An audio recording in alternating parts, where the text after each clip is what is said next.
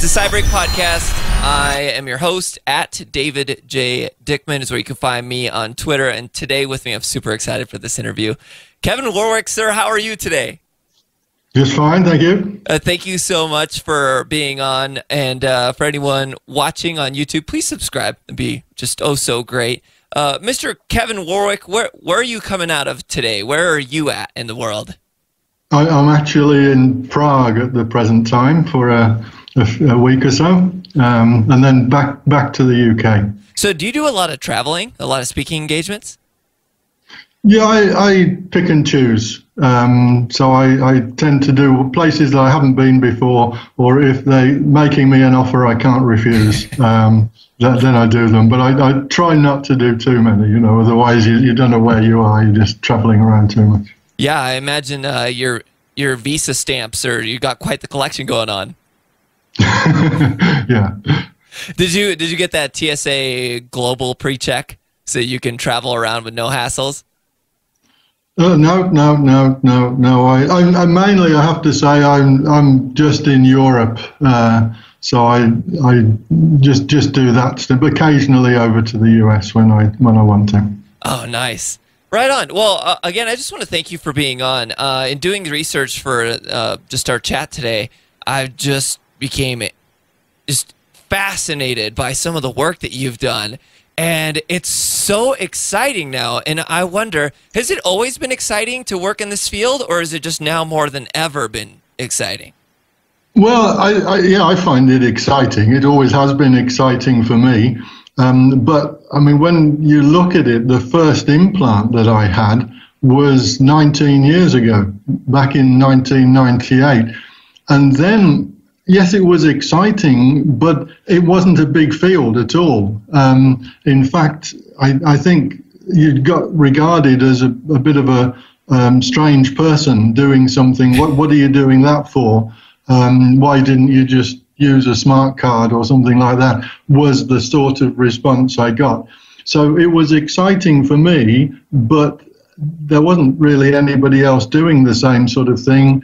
And now, of course, it's really blown up, and there are lots of people in the field, in the medical field for therapy, and with biohackers, people having a go in the garage almost. So it is tremendously exciting now. But I think what's really nice is some of the things I did, particularly in the implant I had in 2002, that now they've come to fruition, and they're actually being used for people who are paralyzed and allowing them to control technology.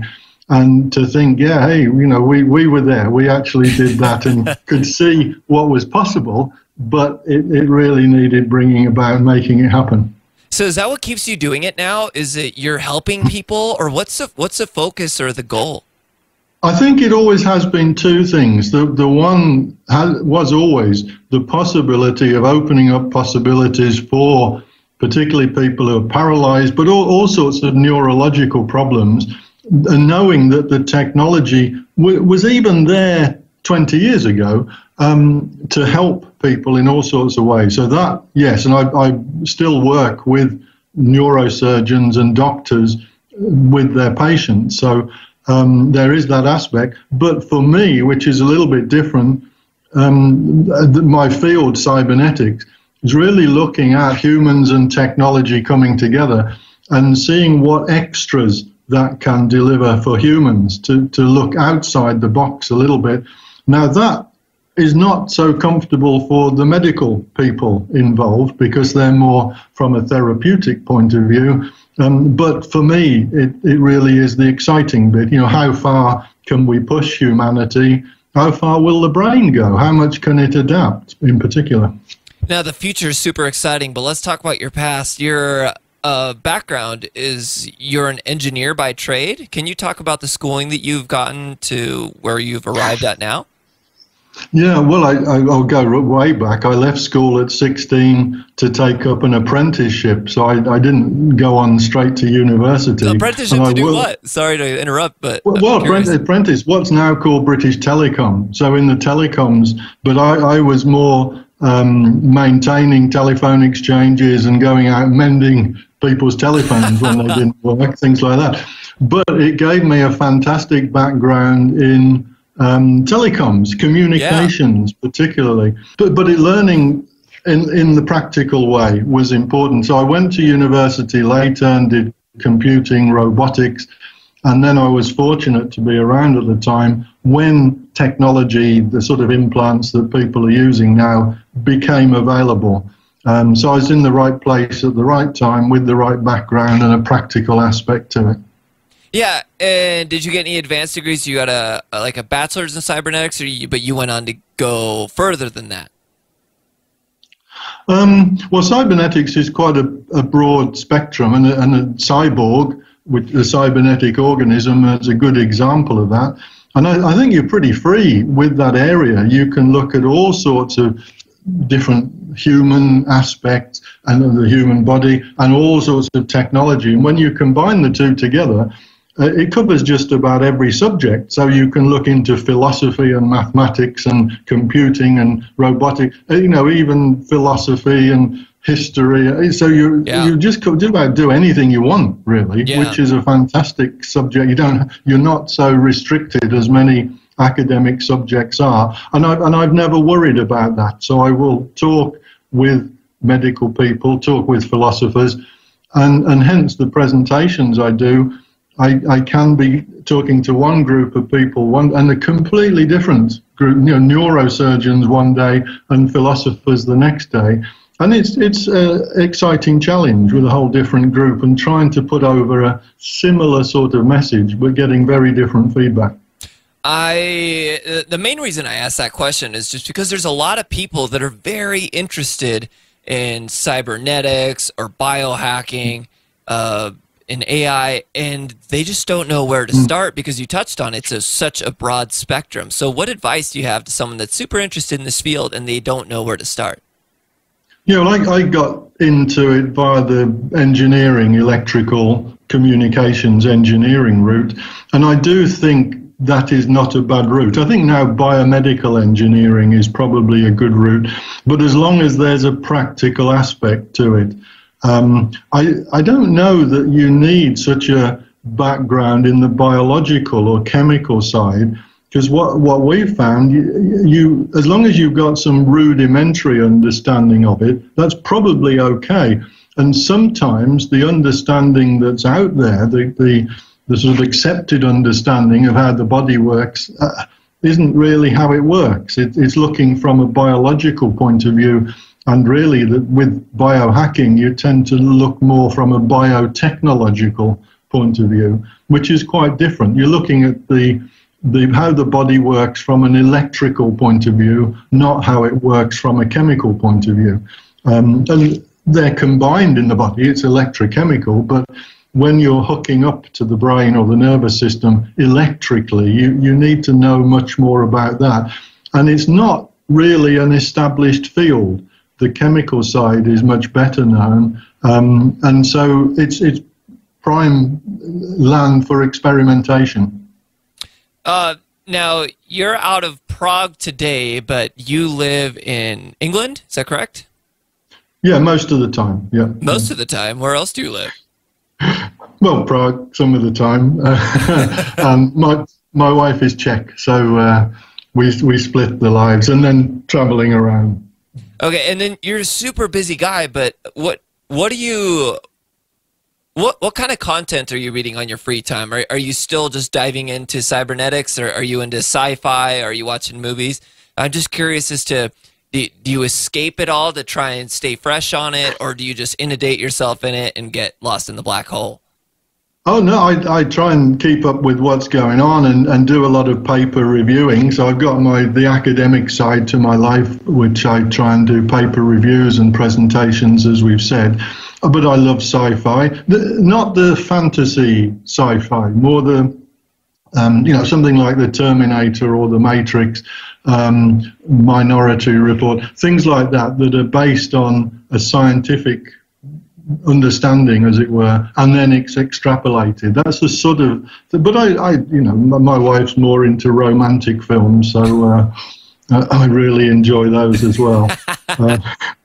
No, it's a little bit of everything, but I like to read up on what's going on, and it is exciting when you see some of the new results happening, both in the biohacking community. There's but Tim Cannon and a bunch of guys in Pittsburgh doing some absolutely crazy stuff. So I'm sort of on the edge of my seat wondering what they're about to do next. But in the medical world as well, I think in the US particularly, there's been quite a few advances for people who are paralyzed. They come over, the first thing I might hear about it, that some news report in the UK reports there's another study out and they want me to comment on it. So it's great. They sort of wake me up and I get told there's something new. So it's quite useful for me to find out what's actually happening. And it excites me, I have to say. So it's great that, as you said, it's an exciting field, but there are quite a few people in the field one way or another now. And it's easier than ever for people to be in the field as well, right? I think, yeah, you can come at it from different angles, and it's a wonderful field to be in. It really is like discovering a new continent, this subject area, like when America was discovered, and it was a little bit scary and a little bit risky, and a few people got their fingers burnt, but you could have a go and try something and make a name for yourself. And discover something because it's not known, various things. And the interaction with the technology and the human body, there's an awful lot that is not known about it. What if we do this with this? What's going to happen? Particularly the body, the brain adapts and changes. And you think, well, I'll do this, and then the brain will do that. It doesn't work like that. The brain will go off and do something different that can be positive, that you didn't expect, or it can be negative, which you didn't, you hoped wouldn't happen. So it's like a new continent that's just being discovered. So it's a very exciting, like the Wild West, it's a very exciting place to be in that point of view, but you have to be ready to take a few risks. And you've taken some of those risks. You've done 2 implants that you've talked about already. How many total have you had, and what goes through your mind when you're, because they're all experimental, so what goes through your mind when you're about to do some of these procedures? Well, I've had 2 implants myself, as you said, and then students of mine, particularly with magnet implants.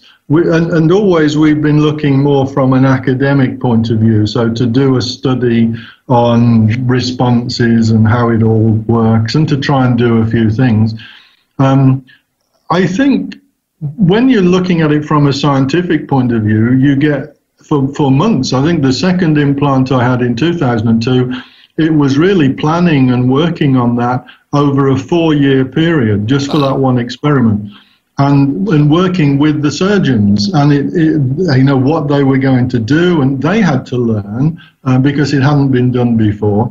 So working with them, with lots of discussions and arguments, could we do this, and changing the plan slightly. So you don't tend to think that you yourself are perhaps going to be involved on one particular day.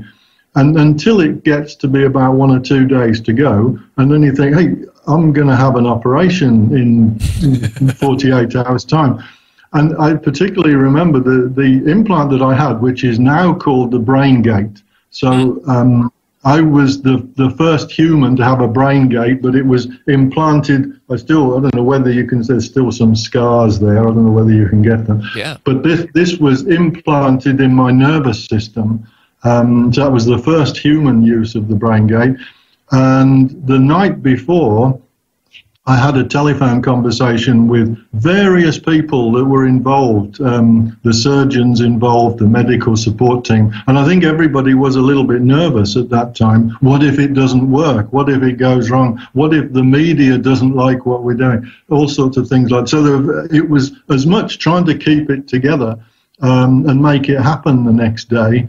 And it was only about midnight that I got to bed, and then I couldn't sleep at all because about 8 o'clock the next morning I was going to be on the operating table. So it was a sleepless night, I think, what it amounted to. But I didn't have too much time to worry about it. Yeah, I mean, 4 years of research.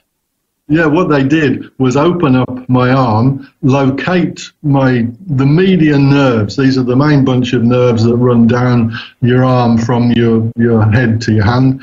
And it was interesting when they first grabbed hold of these nerves. I don't know if you remember the cartoons when the cat gets electrocuted and it's like that. That's what it felt like. Like my whole arm was electrocuted. And that was just from them grabbing hold of these nerves. And I won't repeat exactly what I said, but it was a few four-letter words, which was on an operating table in Oxford. So you're supposed to be quite posh there, but I wasn't too polite. Good. Was there a moment where you just, in any of your operations, or you wanted out, or you almost got to that point? Not where I wanted out, no, because I was excited from the scientific point of view to find out not just how it would work, but how the operation went. Would it succeed? And in that particular operation, because it was the first time the implant had been put in, various things went wrong. You tend to think, oh, these surgeons are going to know what they're doing, but this was the first time, so they didn't know what they were doing. They'd practiced firing this implant at high velocity into chunks of meat from the local supermarket, but this was the first time it was a human. And the problem, again, there was what's called this impactor, and it's like a little pneumatic hammer. And it charges up, and then they press the button, and bang, it comes to hammer this implant into the nervous system.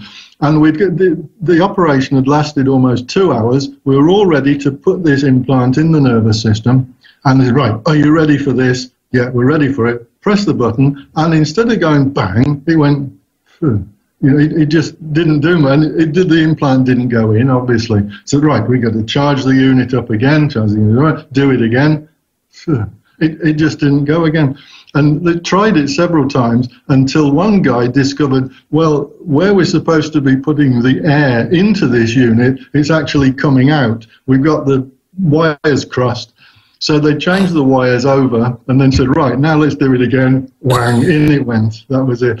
So things like that, just because it's the first time, the wires were crossed. And this is crazy. How could this happen? But things like that happen. Oh my God, that is so crazy. I'd be freaked out, thoroughly freaked out. You got the nickname in '98 by getting an RFID chip. It's RFID, yes. Right? Radio frequency, I don't know. That's right. Identification device, yeah. So I see. The RF was supposedly the hardest part of that acronym. And then you got the name Captain Cyborg. And now, I mean, with the NFC chips in every phone and people having, people have RFID chips in their dogs and cats. It's nothing now, but back then, can you just paint the picture of how momentous it was, or not momentous, depending on your view on it? We actually came at it from a funny angle, because we had the building I was in the university, in Reading University in England, was wired up as an intelligent building. So we had various doorways linked into the computer. You could connect via smart card. So you come with your smart card, and the computer in the building could track you around the building at different points. And then we got doors to open from your smart card and things like that. And so we thought, well, why not do it via an implant? Because nobody had done via an implant. And that was the whole point, to do it via an implant, just to see. So in a way, technically, we knew what should happen, but we didn't know how well it would work and so on. So when it was pushed in my arm for the main reason that if the pickup wasn't very good, that I could then wave my arm around in the doorway in order to make it work. So it would come, my arm might be at a funny angle to make it work. And that was the reason it was in my arm, which was interesting. As it turned out, it worked perfectly okay.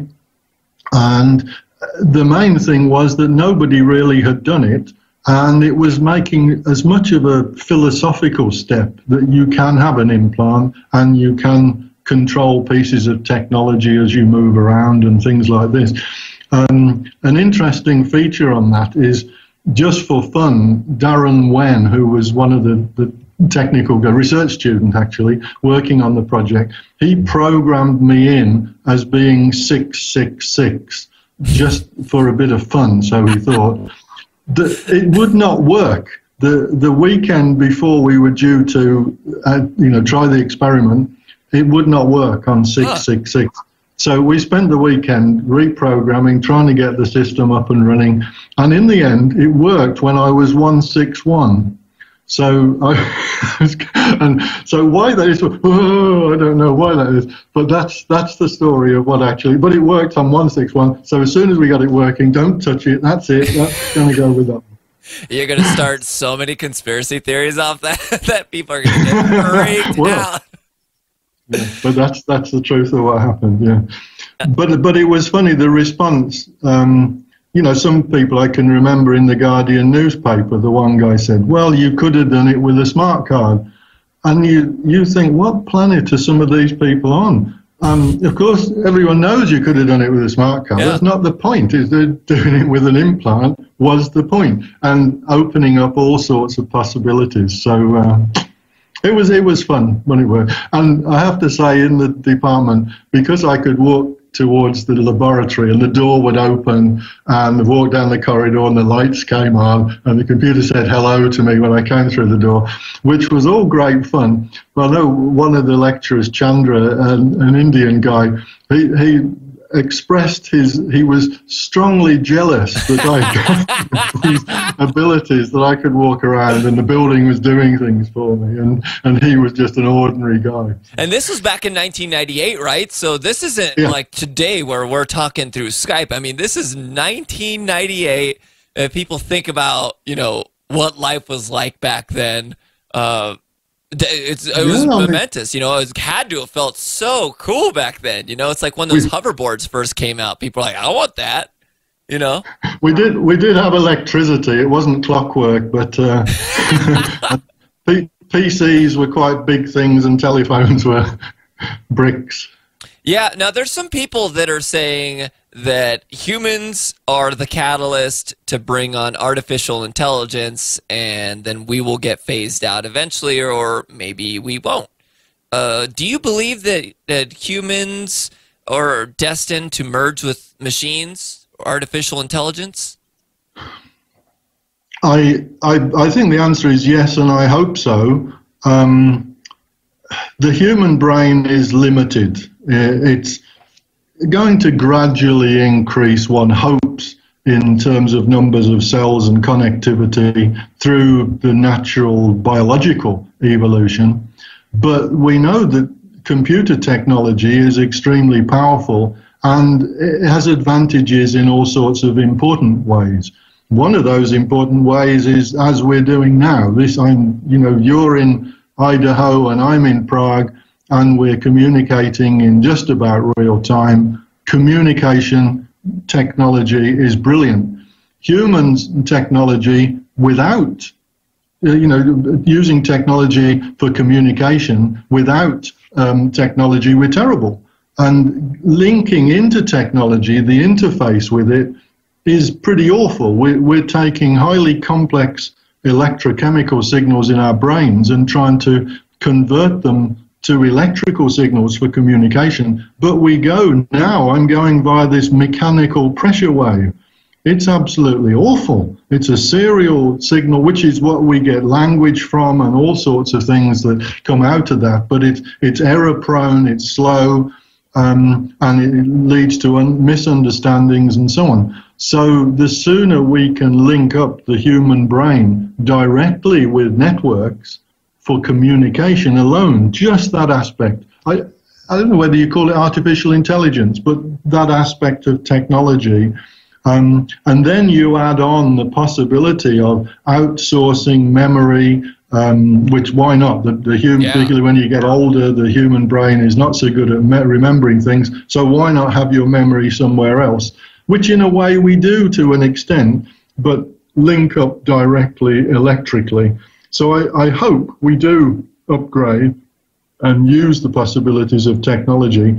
But the dangers, as some have expressed them, of artificial intelligence being a threat, we have to say they're real. I'm not going to be somebody that, I want people to sip their cocoa at night and relax because there's no danger there.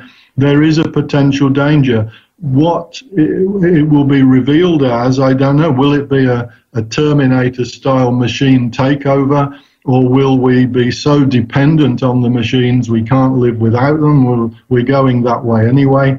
But to say we will be completely in control of things, we're not even that now. We can't even completely control the internet. We can't switch it off, in other words, because we're so dependent on it. So there are dangers there, there are threats there, and anybody who says they're not are being very irresponsible.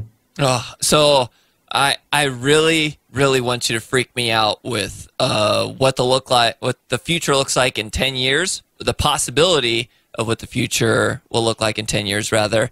And then I want you to bring me back from just hiding my tail between my legs and being scared, and then paint a positive light of what the future may look like in 10 years in the eyes of Mr. Kevin Warwick. Well, I think 10 years it may well be very positive. I think we will see on the therapeutic side quite a few people who have a neurological problem, particularly those who are paralyzed. Maybe they've got a spinal cord injury, and they will be able certainly to move robot arms in place of their own arms. But, I hope even to get legs are much more difficult, but to get some leg movement there so they can have more control over their bodies one way or the other by the use of technology. But also everybody, you may well have an implant in your brain, so you can be in Idaho and parts of your body can be wherever the network takes you.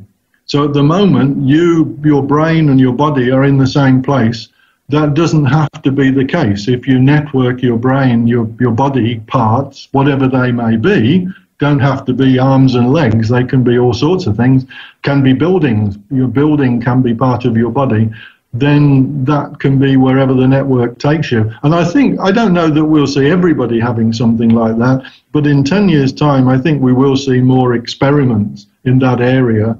At the moment, the experiments are more linking up the nervous system with robot arms, but I think in the 10 years' time, it will be very exciting. It will be much more connected. So, maybe new sensory input as well. People will experiment with that sort of thing. So I do see it in a quite positive light in the next 10 years. Yeah, it's crazy because it's an exponential growth that's happening. Oh, yeah. And you're so knowledgeable on it. Do you find it hard to just keep up on what's going on now? Yeah, I think even when you try and predict ahead, I mean, on a linear scale, you can have a guess at predicting, but it is, as you said, at least exponential, or maybe more than that, was a hyperbolic or whatever you come to next. It's changing dramatically. Even if you go back 10 years and say, right, what were we doing then and what are we doing now? It's a dramatic change. Yeah. I mean, I'm not sure whether we had biohackers 10 years ago. Now we do. The whole philosophy of people as to what's possible and what's not has changed, and what people are doing. And that's going to be even more so in the next 10 years. So it's very difficult to predict another 10 years out where we're going to be and what people are going to be doing. So hopefully it will be fun and exciting, and not the AI threat by that time. But 30 or 40 years out, at some stage there will be the dangers of AI, because we're putting more dependence on AI, particularly in the military domain, particularly in the finance sector. And these affect our lives considerably, and without really knowing what we're doing, we don't really understand what intelligence is in the human brain, and we're creating artificial versions and giving them the ability to do things that affect our lives. So it's sort of a recipe for disaster, really. Jesus. All right. You're supposed to freak me out first. Save the best till last. Now, you had your second implant in 2002, is that correct?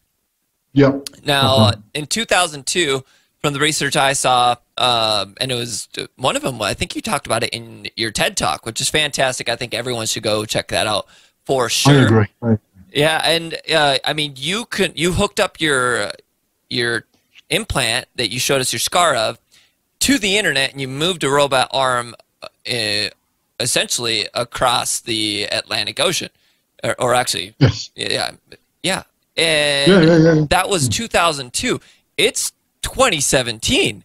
What kind of experiments are you seeing that you think, like, why don't people know about this? You know, is there anything that jumps out that's just super exciting that you wish more people knew about? No, well, I mean, it's nice what we did and what you've described there. The interesting thing, because the implant was in the peripheral nervous system, we could do motor signals and also sensory signals. So from the US, I was in Columbia University, excellent university in New York, and we linked up back to Reading in England, where the robot hand was. And my neural signals controlled the robot hand, but I also got feedback from the fingertips of the robot hand. So crazy. Whereas, because when you put the implant in the brain, which is what's happened with the most recent BrainGate experiments, it's in the motor cortex, so you just get motor signals. So the person is able to control the robot arm, and in fact the most recent, fantastically, they connected the electrodes back into the person's own nervous system, so they were able to get some of their own hand movements back, which you tend to think, well, we knew that should be possible, but it's great that they've actually brought it about. But it will be good when they get the sensory input as well, so the person can start feeling what the hand's feeling, rather than having to just get feedback from the eyesight. So I think it's seeing what's happening, but it's trying to look around the corner as well and see, well, you know, it'd be great if things could be moving forward even more quickly, and we can help a lot more people. Not only to help people directly, but to give people who are in what might be not such a pleasant situation, and they feel nobody's doing anything for them, and it gives them a bit of hope that maybe in a few years' time somebody might have something there that could help them. I get the sense that you're doing this a lot just to really help people now, and that makes me feel good. You know, was that always the case? I feel like. Yeah, I mean, it is a lot of what I do at the moment involved with the deep brain stimulation for Parkinson's disease, and again, that's helping people in that situation. But it's also learning. So with Parkinson's disease, these are where the person has electrodes right in the central area of the brain, which are typically used for stimulating the brain to overcome the effects of Parkinson's disease. What we're doing is also recording the signals in the brain and learning from those brain signals about what's going on in the brain as it links with Parkinson's disease. And you get all sorts of strange results, that you can get signals deep in the brain, in the subthalamic nucleus, right, tiny part right in the center of the brain. You can get signals from there that indicate that somebody's tremors are going to start something like, you know, certainly 10, maybe even 20 seconds before they actually start. And you tend to think signals go through the brain very, very quickly. But these signals are taking, you know, a whole bunch of time to cause something to actually happen. So it's giving me, maybe nobody else, I don't know, but it's giving me quite an interesting insight into the brain working in a very different way. Maybe we do have some signals that go very quickly through the brain, but we also have some signals that take their time and do all sorts of strange things, maybe go on a different route or have to build up in a particular way before they have an effect. And therefore, we might be able to understand the brain a little bit better, maybe treat people in a different way with different pieces of technology. So I want to thank you for being on here. I got a couple more quick questions, and then we'll let you go so you can enjoy the beautiful day in Prague. I imagine it's a beautiful day over there. Spring in Prague is gorgeous. Yeah. I've never been, but I will. Oh, I will shame. go. I will go. Everybody should go. It's yeah? a beautiful place. Have you been to Brazil? Yeah, to Rio, Sao Paulo. Yeah. You're well traveled, man. It. I love it. So how does that compare? Because I got family down in Brazil. Is Prague? Oh, Brazil's fine, but Prague is the best. Yeah. I feel like it's a little subjective there, but we'll let it go. my wife might be hearing, so I have to. I say no. I mean it sincerely. I do have a couple of quick questions. Do you have an implant? Is there another one that you're going to go for surgery here soon that you're working on in the future? I'd have to whisper this.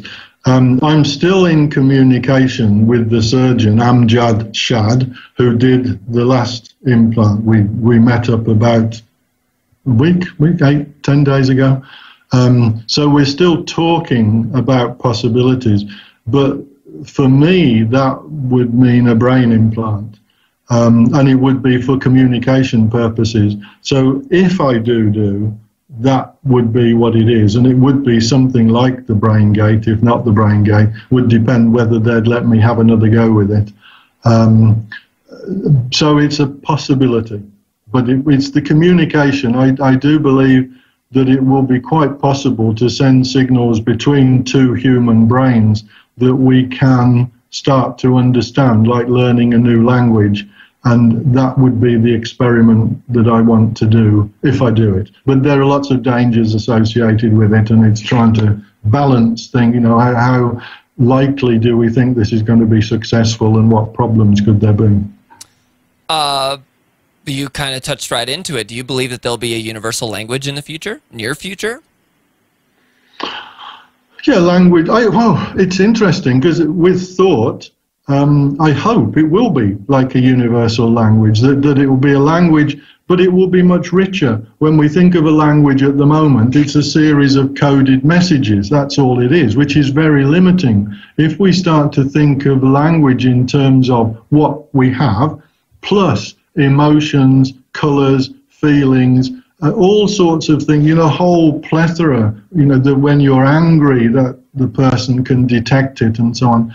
So it's the whole different scale of things. So it's much richer and not what we think of as a language at the moment. But that's where it's guesswork. And the exciting thing is we need to do experiments. You know, nobody yet, as far as I'm aware, has wired two human brains together for the purposes of communication.